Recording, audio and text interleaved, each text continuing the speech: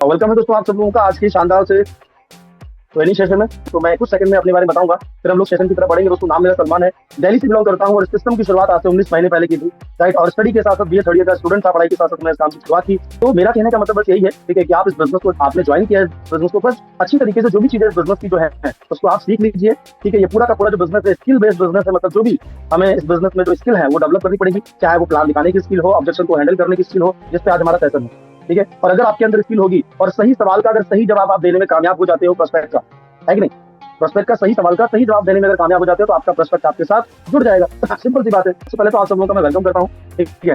तो दोस्तों सबसे पहले तो हम लोग समझेंगे कि ये ऑब्जेक्शन आखिर आते क्यों है। किसी को कुछ पड़ी होगी, यानी कि कहने का मतलब है जब उसको कुछ करना होगा तभी तो वो सवाल उठाएगा, ठीक है। आप किसी शॉप पे गए कुछ खरीदने के लिए और आपको कुछ लेना देना नहीं है, अगर लेने का मन नहीं है तो आप 10 चीजें निकलवा के और फिर भी उसको जो है ना आप टाइम पास करके आ जाओगे वापस। लेकिन जब आपको लेना होगा तो आप उससे 4 सवाल पूछोगे, पूछोगे नहीं पूछोगे, 4 सवाल करोगे कि ये कैसा है, ऐसा है, वैसा है कि नहीं। कुछ भी कपड़े खरीदने गए तो आप पूछोगे ये बढ़िया निकलेगा, कच्चा तो नहीं निकलेगा, ऐसा तो नहीं हो जाएगा, वैसा तो नहीं हो जाएगा, खराब तो नहीं हो जाएगा।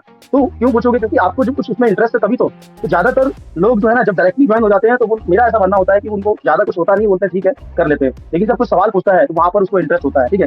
कभी कभी क्या होता था, मैं शुरू में जब ऑब्जेक्शन मेरे सामने आते थे तो मैं सीधे जब भी ऑब्जेक्शन आता था तो मैं जो है ना इधर बहुत सारे लोग होते ना इधर उधर देखने लगते हैं या कुछ ना कुछ जो है ना उनकी बहुत सारी प्रॉब्लम हो जाती थी कि मैं उसके सवाल को सुन के और मैं सोचता था क्या जवाब दूं उसको, है ना। तो मैं बड़ा घबरा जाता था, बड़ा टेंशन में आ जाता था, ठीक है। तो मैंने फिर इसकी प्रैक्टिस करना स्टार्ट किया। ऑब्जेक्शन जब भी आता था तो बढ़िया से स्माइल देता था, मैं बोलता था क्या बात है सर, बहुत बढ़िया सवाल आपने पूछा, बहुत बढ़िया, मजा आ गया सर, क्या बात है, मुझे पक्का लगा। अब ये आप बोल सकते हो डायलॉग, अगर आप 1 to 1 प्लान कर रहे हो तो आप ये बोल सकते हो जब भी कोई ऑब्जेक्शन आता है, बोले क्या बात है भाई, बहुत बढ़िया, मजा आ गया आपका सवाल सुन के मजा आ गया, मुझे पक्का लग रहा है कि यार आप पक्का सीरियस हो, पक्का यार पैसा कमाने के लिए आप सीरियस हो, इसलिए आपने ये सवाल किया। क्योंकि देखो सवाल वही करेगा, क्वेश्चन वही करेगा जिसको कुछ करना है, जिसको कुछ करना धरना नहीं वो क्वेश्चन करेगा नहीं। तो आप ये बोल भी सकते हो, इससे पता क्या होगा, सामने वाले का प्रेशर कम हो जाएगा, आधा कम हो जाएगा, ठीक है। उसके बाद में आपको क्या करना है, आज का टॉपिक हमारा ये है दोस्तों, ऑब्जेक्शन हैंडलिंग। उसके बाद सबसे पहले एक चीज अच्छी तरीके से समझ लीजिए, एक बहुत बेहतरीन चीज है 3F फॉर्मूला, ठीक है। अगर कोई भी कोई सवाल करता है तो आपको 3F फॉर्मूले का इस्तेमाल करना है। क्या क्या सवाल आते हैं उसके बारे में बताऊंगा। 3F फॉर्मूला क्या कहता है, फील करो, फेल्ट करो, फाउंड करो, ठीक है। अब अगर सामने वाले पर्सन ने मेरे से पूछा कि मेरे पास पैसा नहीं है,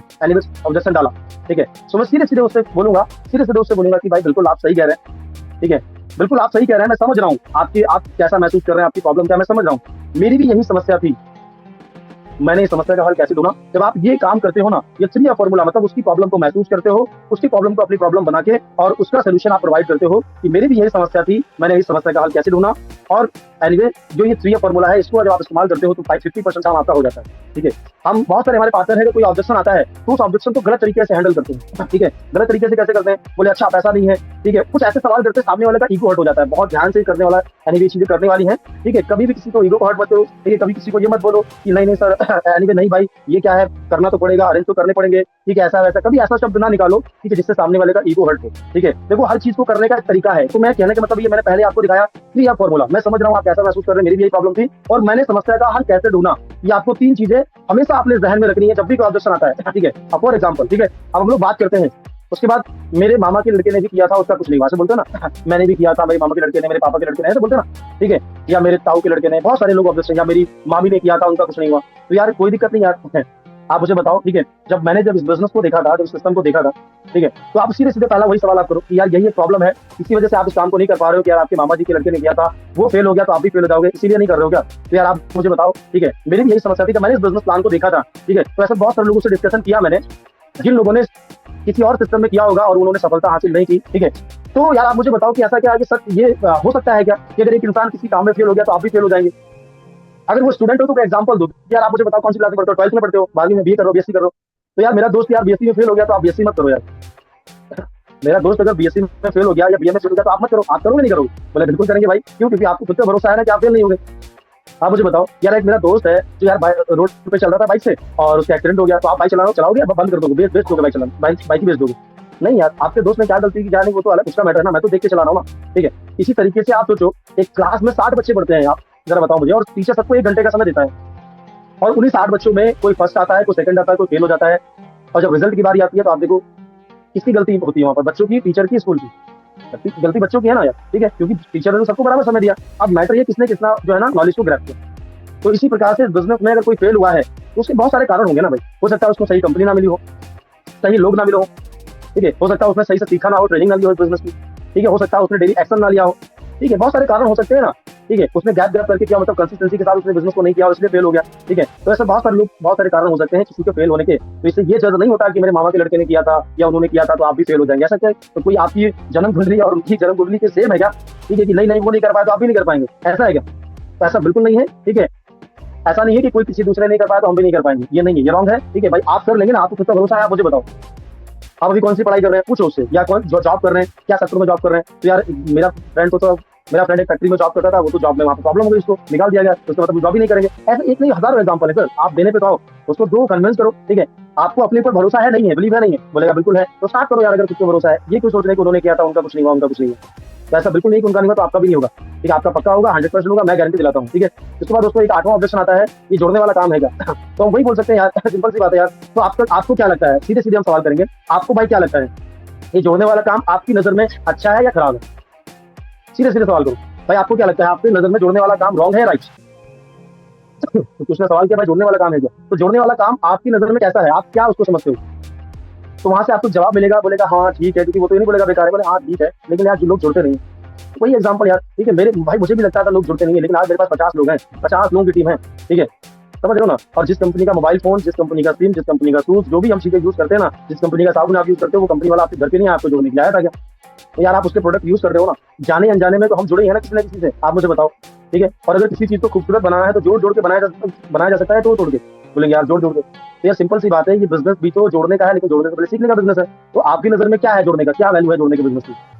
राइट, क्योंकि मार्केट में ज्यादातर लोग इस बिजनेस को समझ नहीं पाते हैं, गहराई से डिटेल में समझ नहीं पाते हैं, इसलिए जो है ना उनको लगता है कि यार ये जोड़ने वाला काम है, ऐसा है वैसा है। ठीक है, यहाँ पर कोई लॉस होता है, कुछ लॉस नहीं। ठीक है, एक प्योर बिजनेस है, एक नए जमाने का बिजनेस है, और बिजनेस करने का एक नया तरीका है। ठीक है, किसी के पास नहीं लाखों करोड़ रुपए है, ठीक है, बिजनेस को स्टार्ट करने के लिए, तो एक सिस्टम में एसोसिएट होके और अपना खुद का एक टीम बना के, नेटवर्क बना के, और टीम के माध्यम से वो बिजनेस देके लाखों रुपए कमा सकता है।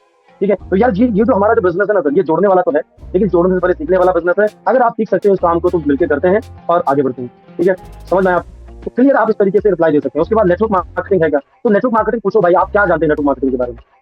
क्योंकि मुझे ऐसा लगता है कि आप थोड़ा सा जानकारी रखते हैं, इसलिए आपने डायरेक्ट मुझे सवाल किया कि नेटवर्क मार्केटिंग है क्या। तो आप नेटवर्क मार्केटिंग के बारे में क्या जानते हैं, पूछो थोड़ा सा उसके बारे में। उसके बाद उससे पूछोगे ना, तो जो भी उसके अंदर जो सवाल होंगे ना, क्वेश्चन होंगे, वो निकल के आएंगे, और आप ये समझ पाओगे कि सामने वाले पर्सन को नेटवर्क मार्केटिंग का कितना नॉलेज है, कितना नहीं है कि नहीं? जब ये सवाल पूछोगे, ठीक है, आप डायरेक्टली, क्योंकि देखो ऑब्जेक्शन हैंडलिंग में एक चीज और है, आप नोट कर लो, कभी भी सवाल के बदले में क्या है ना, जवाब मत दो, सवाल के बदले में सवाल पूछो।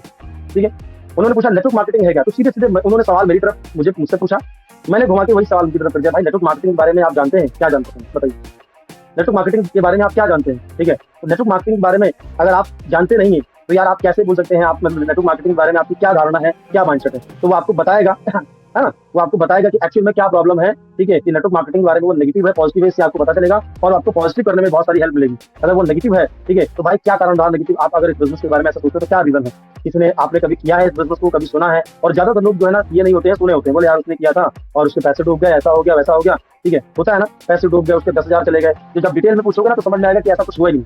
ठीक है, या हुआ है तो वो किसी गलत कंपनी में पैसे उसके फंस गए, या उसी के साथ किसने फ्रॉड कर दिया, ऐसा हुआ। तो एक्चुअली में बताओ कि नेटवर्क मार्केटिंग कोई फ्रॉड बिजनेस नहीं है। ठीक है, ये प्रोडक्ट बेसिक लीगल बिजनेस है, डायरेक्ट सेलिंग बिजनेस है, और जो एक तरीके, एक सिस्टम होता है, एक तरीका होता है इसको करने का, है ना। तो सबसे पहले इस बिजनेस की जानकारी लो अच्छी तरीके से, नॉलेज लो, उसके बाद इसको आप जो है आगे कर सकते हो। ठीक है, अगर समझ सकते हो, देखो नेटवर्क मार्केटिंग क्या है, आज दुनिया में हर चीज नेटवर्क मार्केटिंग है। ठीक है, हर चीज का नेटवर्क है, उसके बाद मार्केटिंग होती है। ठीक है, आप एक नहीं हजारों एग्जांपल आप उसके सामने आप दे सकते हो। ठीक है, आप जिस कंपनी का जियो का सिम यूज करते हो, पहले उसका नेटवर्क बना, मार्केटिंग तो बाद में ही सर, है कि नहीं? तो नेटवर्क जब बनता है ना, ठीक है, तो जाके चीजें और ज्यादा बड़े लेवल पे एक्सपेंड होती हैं। ठीक है, तो इस तरीके से आप उसके सवालों को आप हैंडल कर सकते हो। ठीक है, उसके बाद 10वां सवाल है, ठीक है, और ये सवाल ज्यादातर सवाल आता है कि पापा मना कर रहे हो, ये सवाल सीधे सीधे स्टूडेंट को आता है।